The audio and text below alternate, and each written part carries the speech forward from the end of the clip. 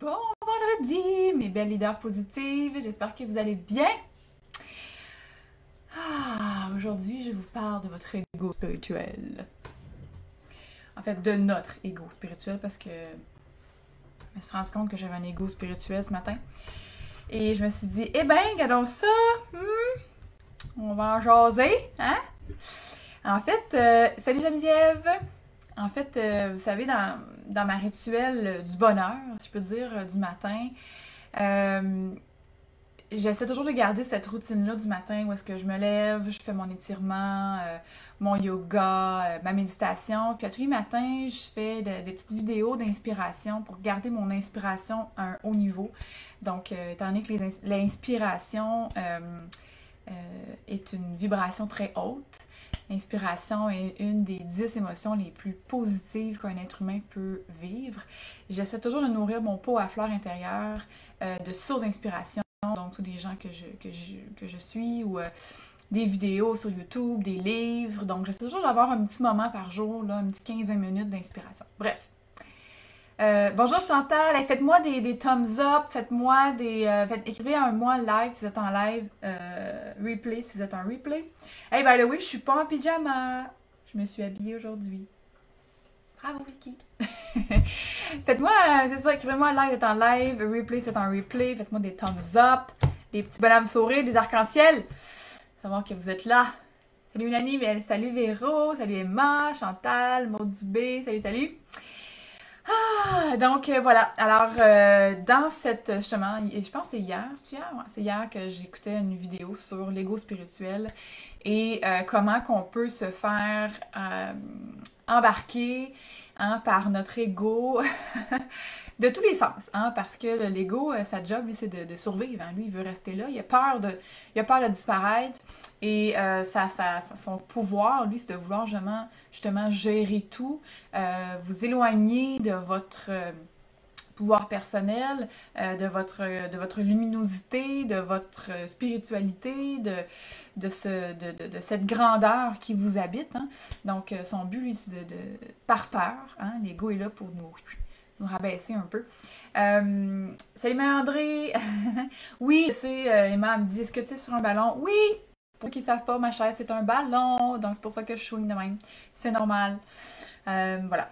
Donc, ce fameux ego spirituel, vous savez, je travaille beaucoup avec voyons, on va dire, le livre, le cours en miracle. C'est une brique ça d'épaisse et je suis là-dedans actuellement et ça m'ouvre différents horizons à comprendre plein de choses à un autre niveau spirituel. Puis je dis pas niveau en le sens que je suis mieux ou pire, là, c'est juste que c'est vraiment un autre éveil, c'est une coche de plus dans la spiritualité que j'avais jamais été avant.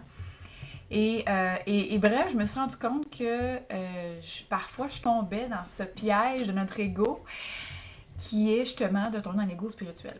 C'est-à-dire, parfois, je sais pas si vous avez déjà vécu ça, peut-être que non, peut-être que je suis la seule, mais parce que justement on fait ce travail, ce développement personnel sur nous, qu'on médite, qu'on fait du yoga, qu'on mange bien, qu'on est positif, on peut avoir tendance à inconsciemment juger ceux qui ne font pas ça.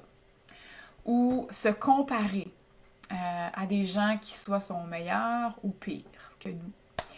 Et ça m'est arrivé dernièrement et je me suis regardée aller, puisqu'on développe justement avec la méthode récap, ce que j'enseigne et ceux qui ont fait la méthode comme Marie-André. Je sais pas, j'en ai vu une autre tantôt. J'ai perdu.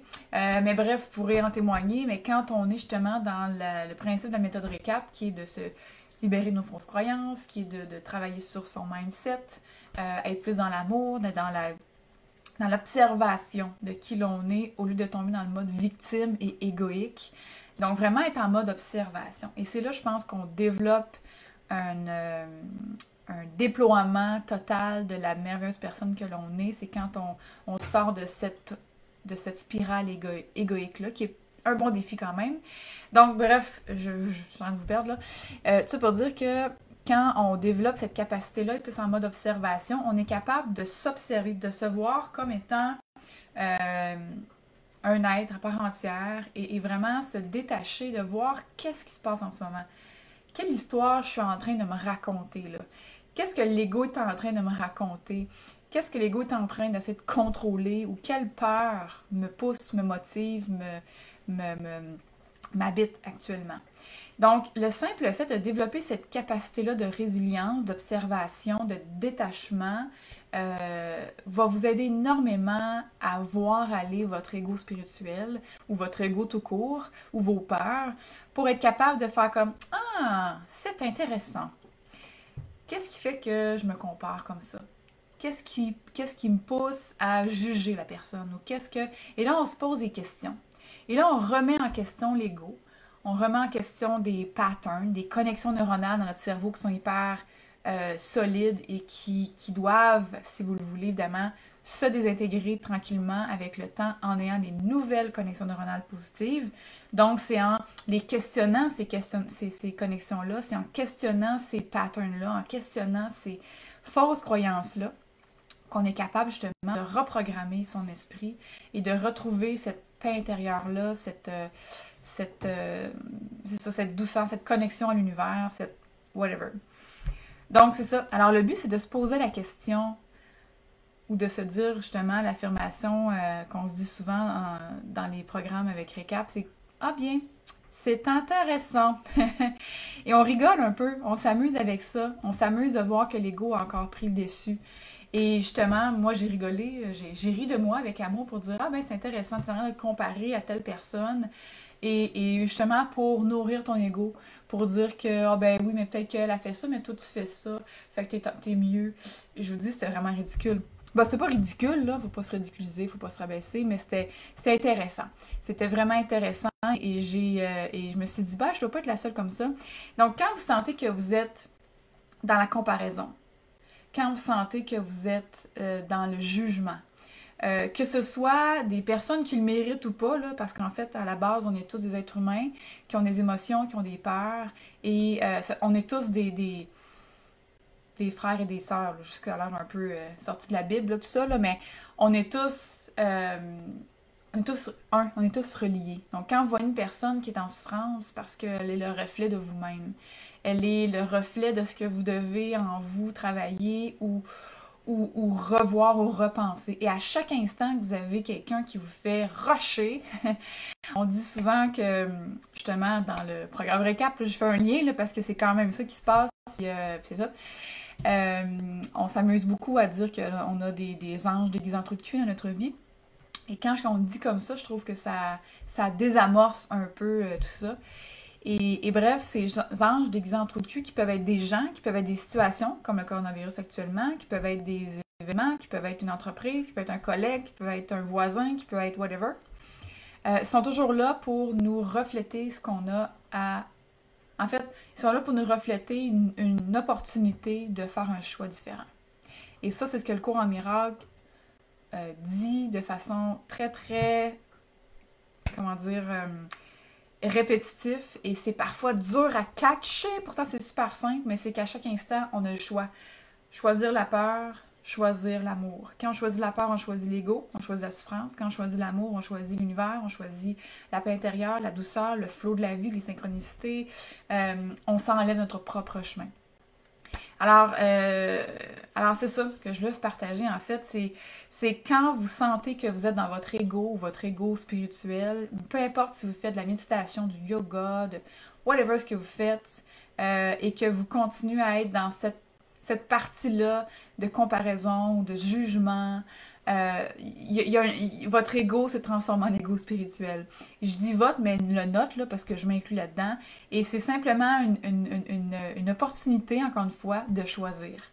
Et ce matin, dans mon moment d'inspiration, il y a une belle citation, pas une citation, mais un apprentissage que Gabby Bernstein m'a enseigné. C'est en lien avec, justement, prendre des décisions sur comment est-ce que j'ai envie de me sentir.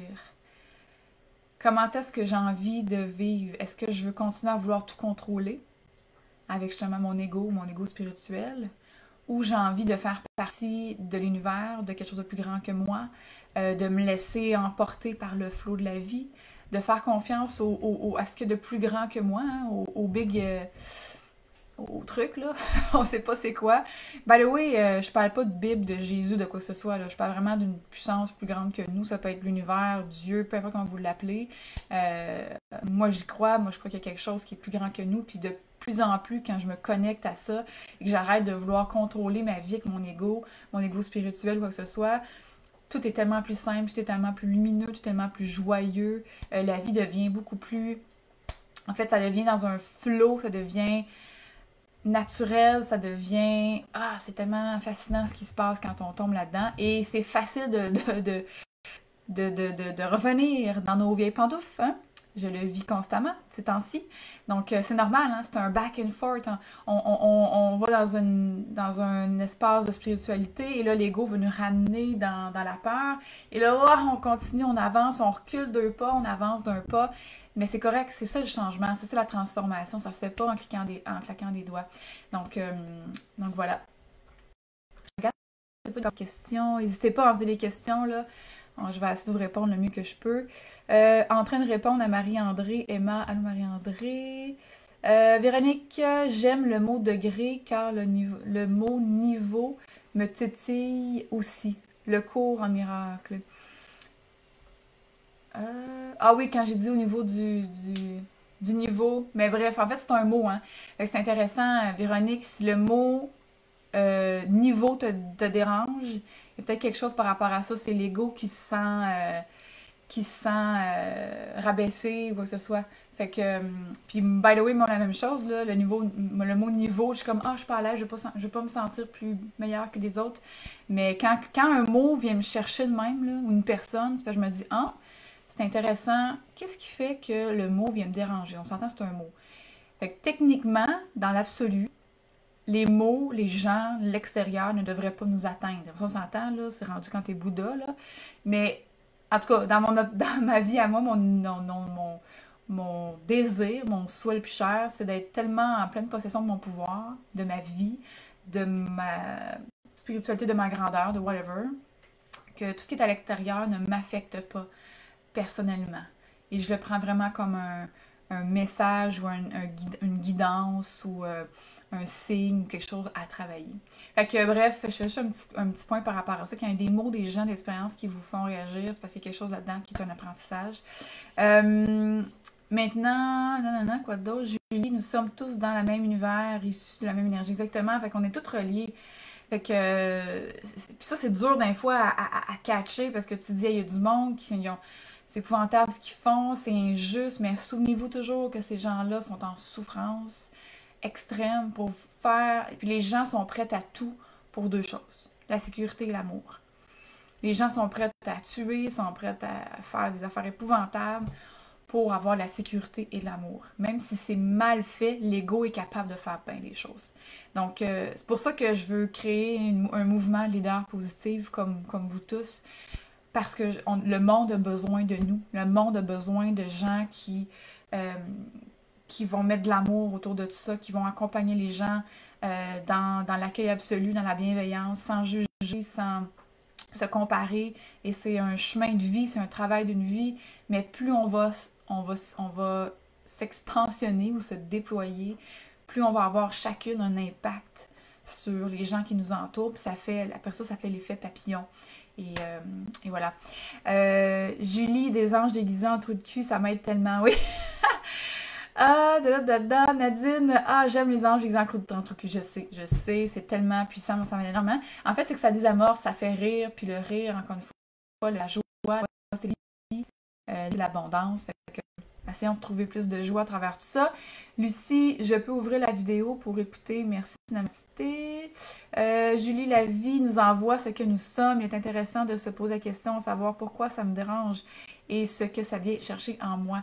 C'est pas toujours évident parce qu'on se dit là, ça me tente pas là, de me re-questionner à l'infini. Puis, tu sais, Mané, c'est juste que c'est ça le cheminement, c'est ça le développement, c'est ça l'avancement, c'est ça la transformation, c'est de toujours pas se remettre en question, mais se poser la question pour changer nos habitudes et faire à nouveau un choix. Chaque expérience vous met devant une nouvelle opportunité de choisir l'amour ou choisir la peur. À chaque instant, vous avez le choix. Et plus vous allez tomber Je me souviens plus quel mail j'avais dit la peur, l'amour, en tout cas. Plus vous allez choisir l'amour, mes amis, plus l'espèce de saut quantique va se faire de vie, d'ouverture, d'abondance, de succès dans toutes les formes que ça peut prendre, de bien-être, de paix. Tout ça, ça va rentrer dans votre vie. Mais pour ça, il faut être aligné, il faut être centré, il faut être détaché de son ego. Et c'est un beau défi. Marie-André, c'est tellement un travail à faire au quotidien. Absolument. C'est au jour le jour, là. Et by the way, si vous sentez actuellement que vous êtes dans un moment de grande transformation, puis vous avez l'impression que de voir juste du caca autour de vous, c'est normal. J'ai vécu ça, j'ai passé ça il y a pas longtemps, et je me disais, on dirait que plus je fais du développement personnel et spirituel, plus la vie c'est de la merde. Parce que je me dis, oh my god, le glitch entre ce que je veux atteindre et entre ce que le monde est actuellement, c'est comme inatteignable. Et ça met, mais en même temps, c'est encore une fois, c'est l'ego. C'est l'ego qui parle. L'ego qui parle avec sa peur. Alors, plus on va, en fait, c'est ça, c'est de laisser aussi un peu, se donner la permission d'être humain à travers ça et laisser la vie faire son travail, laisser l'amour faire son travail, sa guérison. Hein. Il y a beaucoup de pardon, beaucoup d'abandon, de lâcher prise à faire dans ce travail-là. Et c'est de justement arrêter de vouloir tout contrôler et laisser ça entre les mains de l'univers. Et c'est un travail du quotidien. Mais vous allez être tellement heureuse et comblée quand vous allez être dans cet état-là de plus en plus. Donc, excusez-moi. Fait que voilà, mes chers amis, j'espère que ça va bien de votre côté. J'espère que vous êtes heureuse, que vous nourrissez votre bien-être le mieux que vous pouvez en ce moment. Que vous faites le choix entre la paix, l'amour versus la peur et l'anxiété, le stress. Et que vous prenez soin de votre énergie. Je pense qu'en ce moment, pour les mamans aussi qui doivent vivre... excusez, j'ai pas le coronavirus, j'aime ça.